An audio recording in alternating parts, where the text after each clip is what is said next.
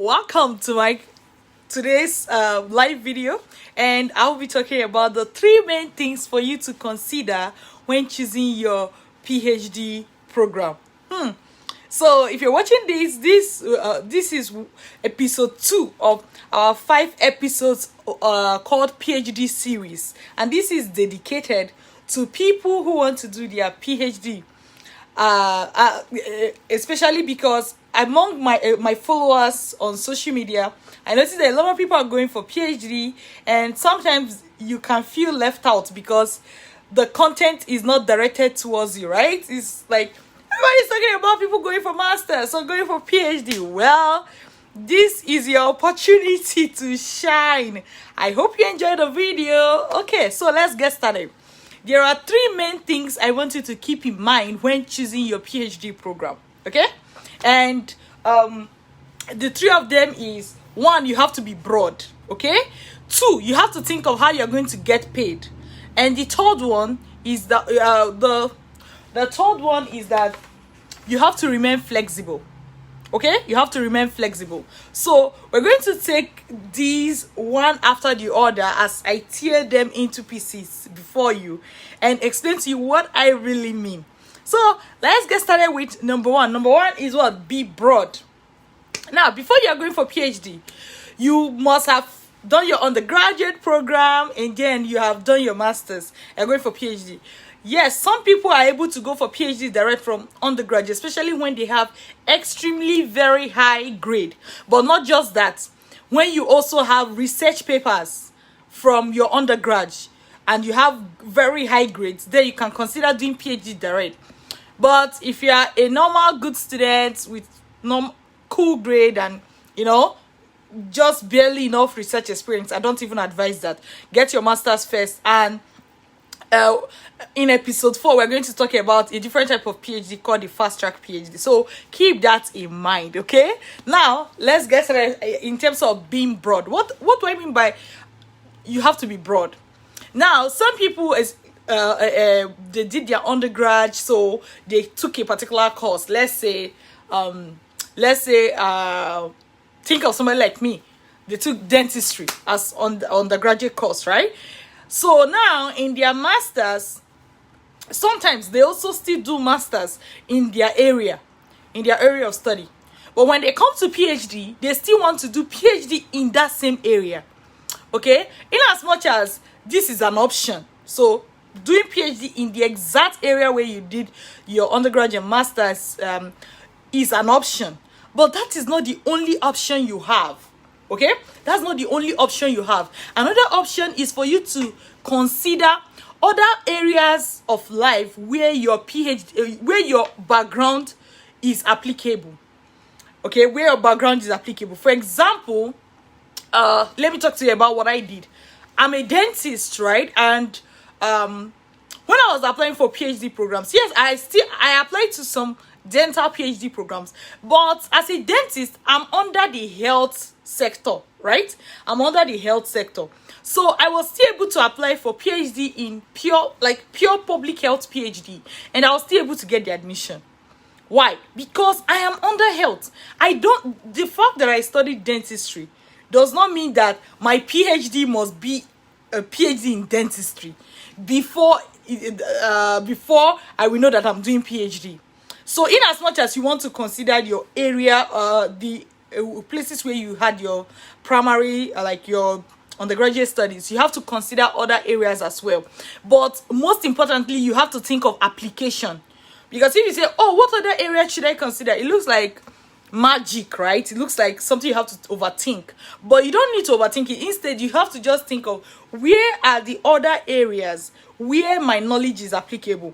Like in my case, I did dentistry. So I also knew that people in dentistry also are involved in public health work, right? So I was able to go for public health. Now, is that the only thing I could do? No. There could be let me think of another course I could probably go to now with dentistry. So things like international health, global health, those are also things that I could go for. I could go for epidemiology. Now you can say, oh, these are all health related courses, but definitely the point I'm trying to make here is that don't go and be looking for just one name of one course, that this is the course you want to do. Like, I've gotten questions before where somebody will say something like, I want to do PhD in virology. I'm like, okay. You know. So then, apart from applying to other programs that are related to your program, but they may not necessarily be the exact same thing, another thing you want to consider is step back a bit and think of the broader picture. So for example, let's say you did law as your undergrad. You may now notice that somebody that did law will still be able to go for international diplomacy kind of courses, international relation kind of courses, right? Somebody that did law, then the person can still go for things like public policy, depending on the person's background, right? So it's not that you did law, therefore you must apply for PhD in law. It does not necessarily have to work that way. Okay, the area that you are doing your PhD does not have to have the exact same name. So some people are about to start their PhD journey, or they've already started, but they are being distracted from the fact that okay, they are just looking for courses that are just exactly where they studied before. So don't get caught up in that web. Okay, you can ask yourself, what is the umbrella course for people that studied what I studied, or something related to what I studied? And you can do those high-end overarching courses that are not exactly the regular names, like, okay, law, engineering, economics. Let me give you an example. There are many interdisciplinary PhDs as well. Like, I've seen people doing PhD in work and life. For example, in University of Waterloo, there's that.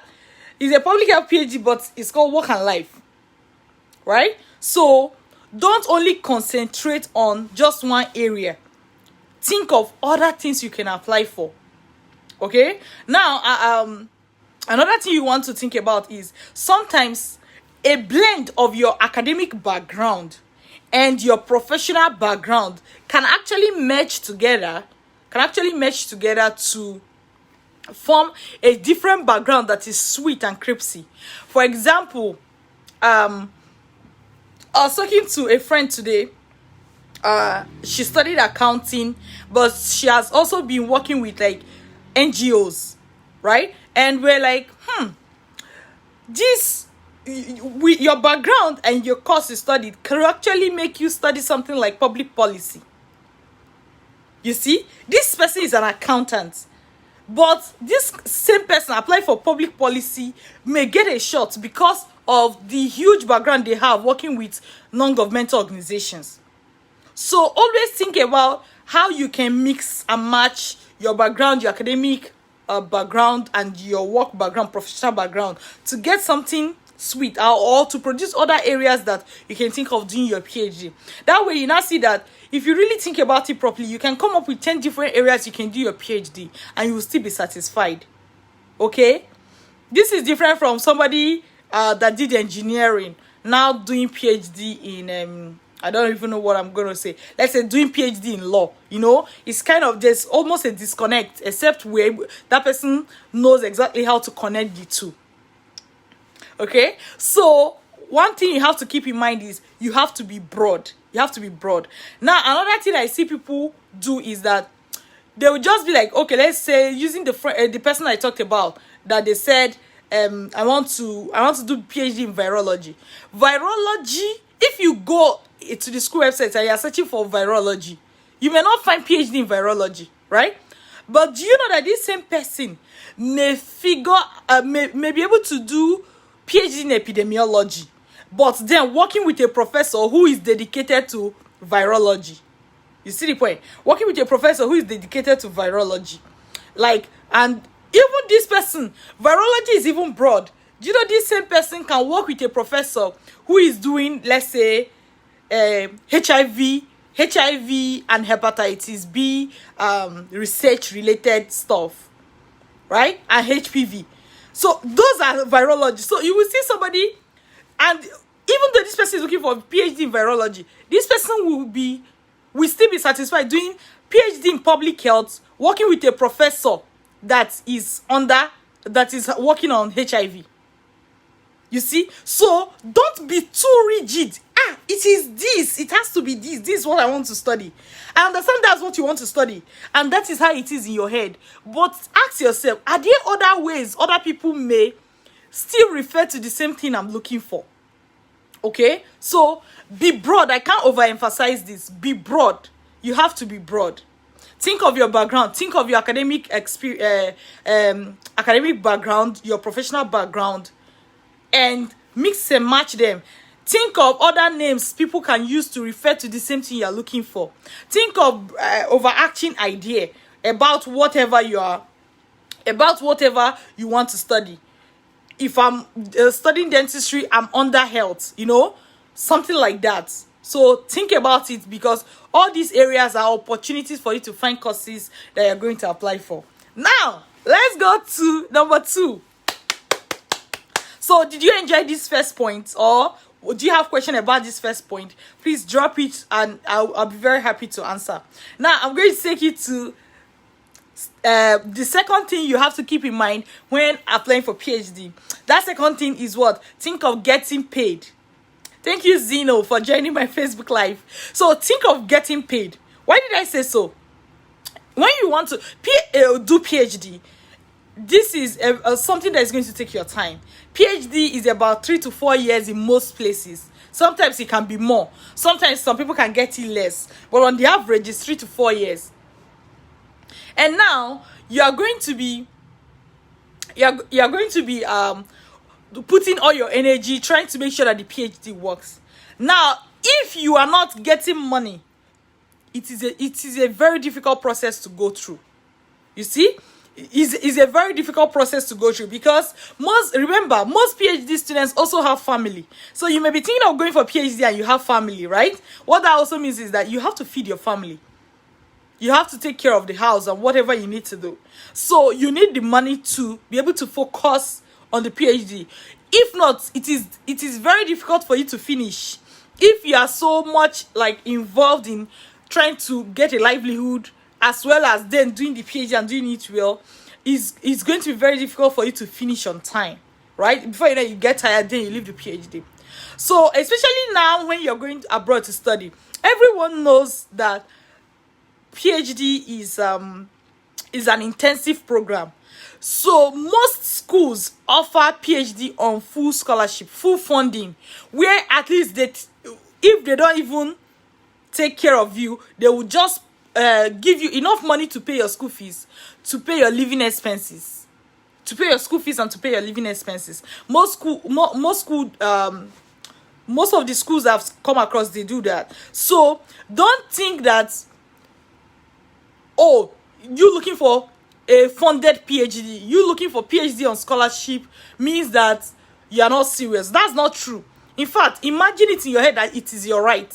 Because even when you are doing PhD, you're going to be producing papers, working in that school, talking to undergraduates, depending on what the school wants you to do. All those things are ways for you. All those things are ways for you to be able to do what? For you to be able to contribute to the school. So the school can as well contribute to you. And don't be deceived, as I said. Most schools offer funding on PhD funding. Okay? So make sure that you look for PhD that is funded when you are getting your PhD, so that you can concentrate on the study. Okay? So get paid. There are different ways PhD students get paid. They either could be working in the school as teaching assistants, as research assistants for a professor and all that. So there are different ways for you to fund your PhD. So keep that in mind. There was a student I was working with. She had written to this professor. It seems the professor didn't even want to take her. And the professor said, can you come for the PhD and fund yourself? I was like, outrightly no. Think about it this way. PhD is like job. When you're working for the professor, you actually be giving them your own inputs. Now imagine, think about it. Is it because it's called PhD? Will you ever agree to work for an employer 3 to 4 years without pay? The answer is no. I know. The answer is no. So why will you accept PhD that is just very similar?